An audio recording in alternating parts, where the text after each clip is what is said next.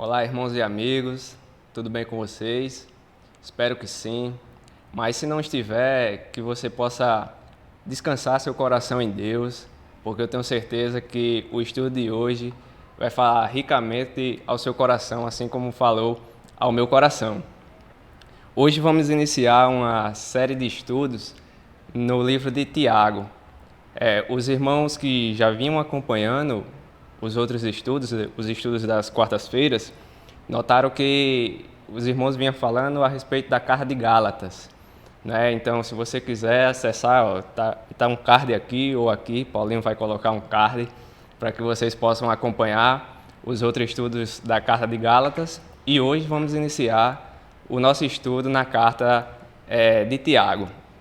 Então, que você possa ter agora com você papel, caneta, a sua Bíblia na mão, que você possa estar com ela aberta, para que possamos entender o que a carta de Tiago quer falar aos nossos corações hoje. Né? Então, você pode fazer seus comentários, deixar seus comentários aqui. Curte também o vídeo, deixa seu like aqui. Você vai deixar uma pessoa aqui muito feliz. O nosso irmão Paulinho, né, Paulinho? Você fica ou não fica feliz? Sim. Tá vendo? O Paulinho fica feliz com o seu like aqui. Então, deixe seu like e compartilhe com os outros amigos. Então, antes de iniciarmos o estudo da carta de Tiago, é interessante fazermos um panorama geral da carta de Tiago. A carta de Tiago, ele é uma carta bem prática, né? Ele não é muito teórica.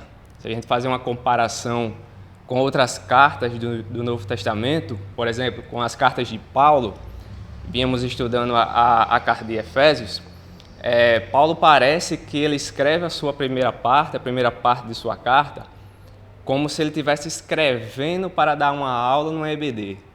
Então você vê que Paulo fala sobre a atuação da Trindade, da nossa salvação, ele fala sobre quem éramos nós, quem somos nós agora, depois de Cristo ter nos alcançado. E uma segunda parte dessa carta, a carta de Efésios, Paulo, ele é como se ele estivesse escrevendo o seu sermão, um sermão para falar num culto à noite, por exemplo. Então são questões mais práticas, questões mais do dia a dia. Já Tiago, ele parte da perspectiva de que os irmãos, eles já tinham essa base teórica.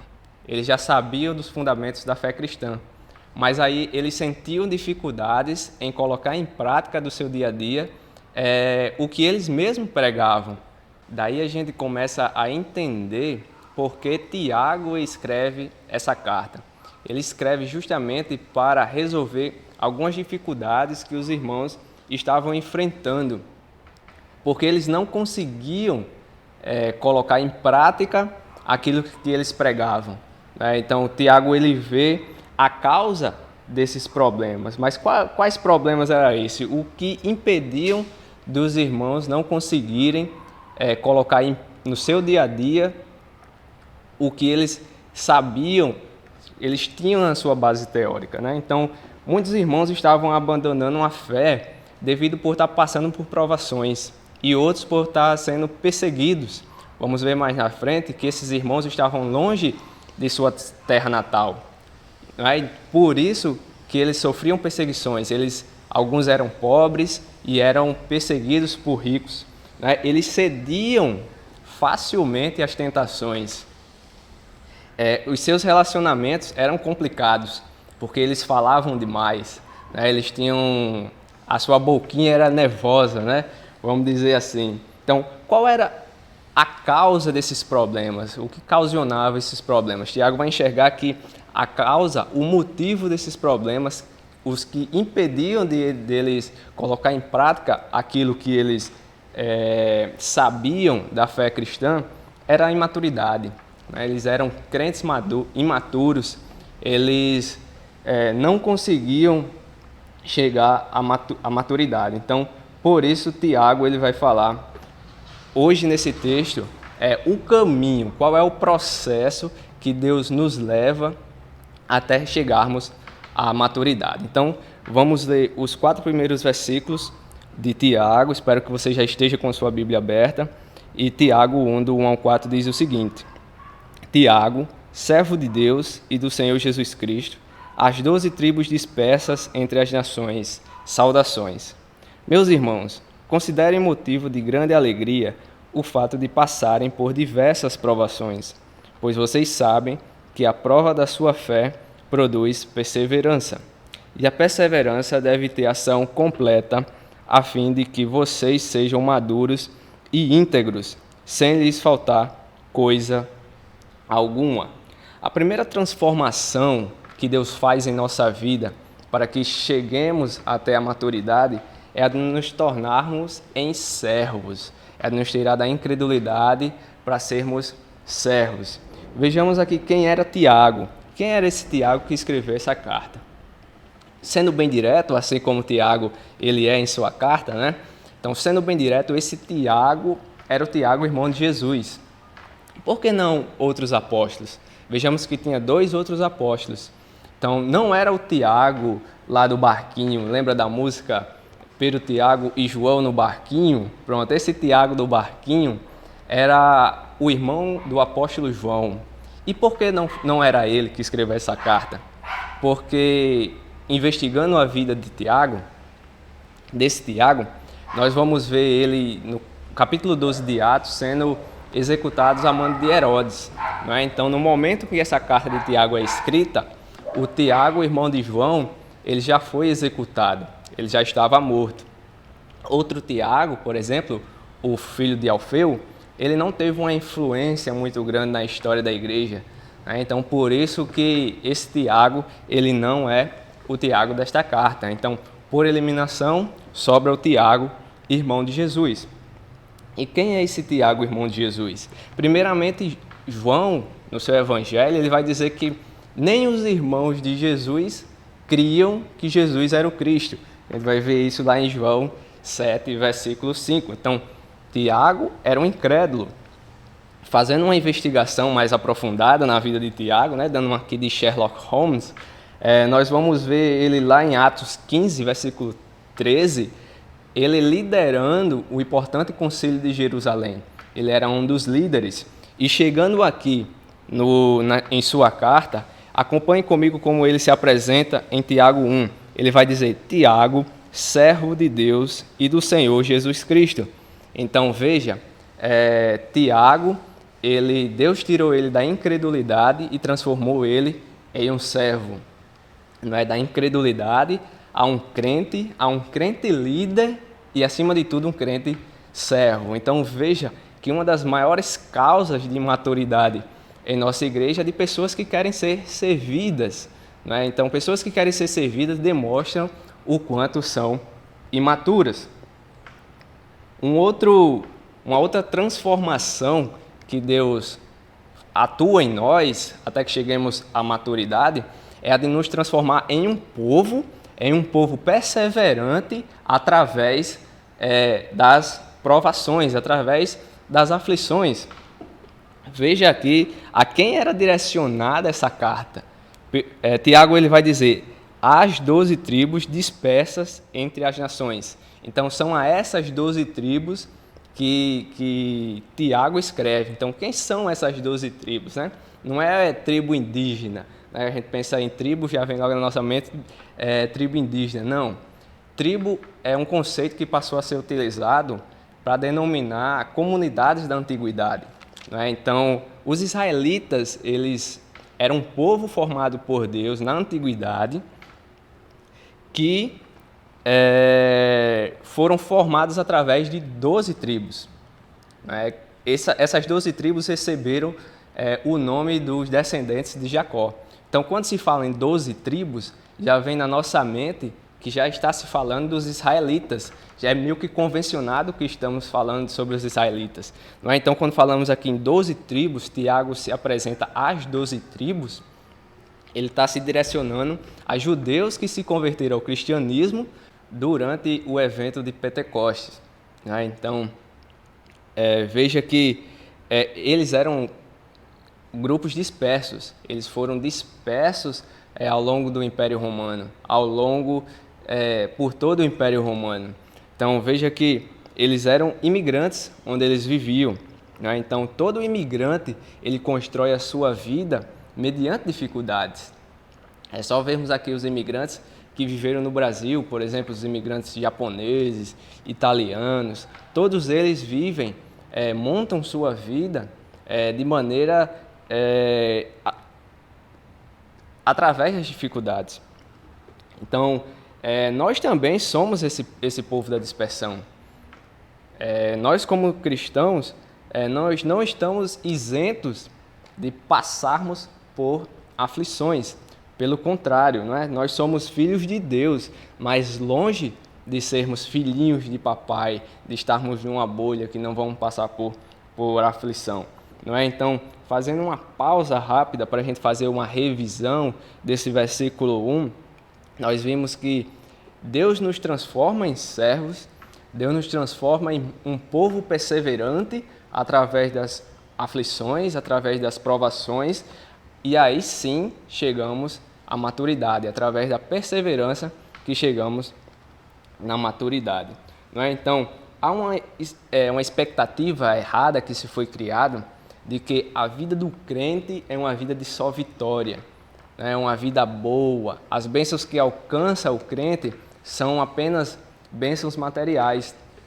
E essa expectativa, uma vez sendo gerada, sendo alimentada no seio da igreja, ela gera, vamos dizer assim, pessoas frustradas que quando a primeira provação chega, elas começam a cobrar de Deus e da igreja aquilo que a igreja nunca prometeu, aquilo que Deus nunca prometeu. Então, para que possamos chegar à maturidade, é necessário que nós quebremos com essa expectativa errada. Né? Então, vemos vários questionamentos como uma pessoa é crente porque ela é crente e passa por provações, porque ela é crente e as doenças alcançam elas sofrem com seus lutos, com seus entes queridos, né? Porque pessoas crentes perdem o emprego, porque pessoas crentes passam por aflições. É justamente para responder esses questionamentos que Tiago escreve esta carta, chega nessa perícope que estamos estudando hoje, apresentando por que precisamos passar por provações. Veja aqui no versículo 2, Tiago fala: meus irmãos, considerem motivo de grande alegria o fato de passarem por diversas provações. Então, Tiago ele vai apresentar aqui do versículo 2 ao 4, 4 verdades a respeito desses questionamentos. E a primeira verdade é que a provação é inerente à vida cristã. Sempre quando baixamos um aplicativo no nosso celular, nós temos que clicar no botão que diz que leio e concordo com os termos do contrato que eu estou baixando no celular, que eu estou baixando aquele aplicativo. Então, sempre no momento em que você aceitou a Cristo, você clicou nesse botão aí dizendo que leu e concorda com os termos do contrato. E os termos do contrato, está nos termos do contrato que passaremos por tribulações. Não é? Você duvida? Vamos ler aqui os termos do contrato. Vamos lá em João 16:33, vai dizer: no mundo tereis tribulações. Atos, capítulo 14, versículo 22, o apóstolo Paulo ele vai dizer: por muitas tribulações nos é necessário entrar no reino de Deus. E o próprio Paulo, continuando a Timóteo, 2 Timóteo 3,12, ele vai dizer que todos os que querem viver piamente em Cristo Jesus padecerão perseguições. Então já está no pacote de ser crente passar por provações. Ao contrário de estarmos em uma bolha, nós não estamos em uma bolha, nós passaremos por ela. As provações são inerentes à vida cristã. Uma segunda verdade a respeito das provações é que elas são variadas. Vamos lá para o versículo 2 novamente, que diz: meus irmãos, considerem motivo de grande alegria o fato de passarem por diversas provações. Então veja que as provações são diversas. Né? Podemos passar por provações mais fáceis, outras mais difíceis, umas que doem mais que outras, né? As provações que eu possa estar passando talvez possa ser fichinha para Paulinho, não é? E vice-versa. Mas a graça de Deus, assim como as provações são diversas, a graça de Deus também é diversa. A gente vê lá em 1 Pedro 4:10 que a graça de Deus ela é multiforme. E eu consultando aqui o nosso professor em grego, né, nosso especialista em grego da nossa igreja, ele me contou que a mesma palavra utilizada aqui para diversas, para se referir a provações, ela é utilizada para se falar da graça, quando se fala em graça multiforme. Então é a mesma palavra no grego, né? Então o que é que a gente pode tirar daqui? É que para cada perreio que passamos na nossa vida, Deus tem uma dose certa de graça, né? Temos doses que recebemos de graça ao longo dessas provações. Uma terceira verdade a respeito das provações em nossa vida é que elas são passageiras. Vamos lá para o versículo 2 novamente. Meus irmãos, considerem motivo de grande alegria o fato de passarem por diversas provações, não é? Então veja que é o fato de passarem. As provações elas estão de passagem. Não tem quem aguente viver uma vida inteira de aperreio, de tribulação. Você não tem como fazer uma viagem só com turbulência. Não tem quem aguente, isso não existe. A própria palavra de Deus afirma que elas são passageiras. Eu sei que você que possa estar passando por um momento de dificuldade, você pode já ter ouvido isso de alguma pessoa, dizendo se acalme, isso vai passar. Mas uma coisa é uma pessoa estar falando, outra coisa é você estar vendo a palavra de Deus falando. Então ela vai passar, as tribulações vão passar, aguenta o tranco mais um pouquinho, elas vão passar logo logo. E a quarta e última verdade sobre as provações é que elas são pedagógicas, elas nos ensinam. Veja lá no versículo 3, pois vocês sabem que a prova da sua fé produz perseverança. Nós batistas acreditamos na perseverança dos santos. Acreditamos, por exemplo, na segurança da salvação. Você já deve ter ouvido, uma vez salvo, sempre salvo. Um dos textos que nós nos apoiamos para crer que estaremos seguros até a nossa ressurreição é a de 1 Pedro 1, do 5 ao 7, que diz: vocês que mediante a fé são protegidos pelo poder de Deus até chegar à salvação, prestes a ser revelada no último tempo. Nisso vocês exultam, ainda que agora, por um pouco de tempo, devam ser entristecidos por todo tipo de provação. Assim acontece para que fiquem comprovados que a fé que vocês têm, muito mais valiosa do que ouro que perece, mesmo que refinado pelo fogo, é genuína e resultará em louvor, glória e honra quando Jesus Cristo for revelado. Então veja, se a perseverança nos dá a garantia de que somos de fato crentes, e Tiago nos mostra que a perseverança é produzida através de provações, então isso quer dizer que é mediante as provações elas nos ensinam, elas nos mostram, ela nos deixa claro que de fato a nossa fé é genuína. Então daí conseguimos entender o que Paulo fala lá na sua carta aos Coríntios, na sua segunda carta aos Coríntios, capítulo 4, versículo 17, que ele diz: nossos sofrimentos, leves e momentâneos, estão produzindo para nós uma glória eterna que pesa mais do que todos eles. Então, nessa altura do campeonato, é interessante a gente fazer uma separação aqui entre provação e tentação. Por quê? Porque a provação ela vem de Deus para gerar algo bom em nós. Já Satanás ele nos tenta para colocar o pior em nós. Então, veja aqui no versículo 4, vamos já ler o versículo 4. Uma vez a perseverança sendo produzida em nossa vida, chegamos à maturidade. Então, o versículo 4 vai dizer: e a perseverança deve ter ação completa, a fim de que vocês sejam maduros e íntegros, sem lhes faltar coisa alguma. Então, como é que se chega à maturidade? Não é lendo livros. A maturidade ela só é alcançada na prática, no dia a dia, através de provações. A nossa fé vai sendo provada e aí chegamos sim à maturidade. Então, Todo cristão passará por provações. A questão é saber como vamos passar por ela, como chegaremos até nela. Tiago ele nos mostra aqui no versículo 2: Meus irmãos, considerem motivo de grande alegria o fato de passarem por diversas provações. Então, temos que passar por ela alegres, felizes, mas a ideia aqui não é de gostarmos de sentir dor, né? De ser masoquista.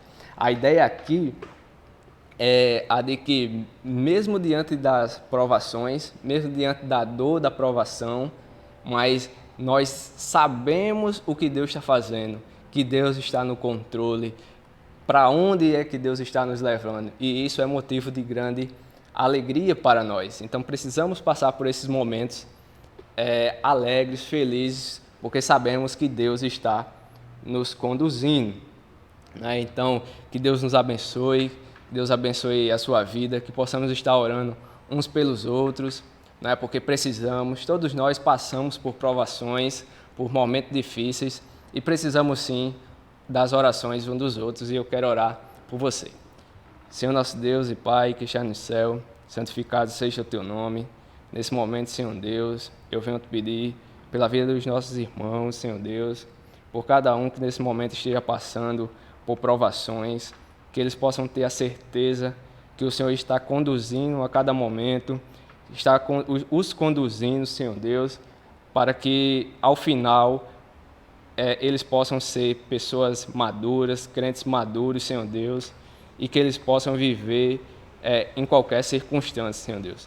Nos abençoa, nos ajuda a sermos crentes mais maduros. O Senhor nos ajude, é isso que eu te oro e agradeço, em nome de Jesus.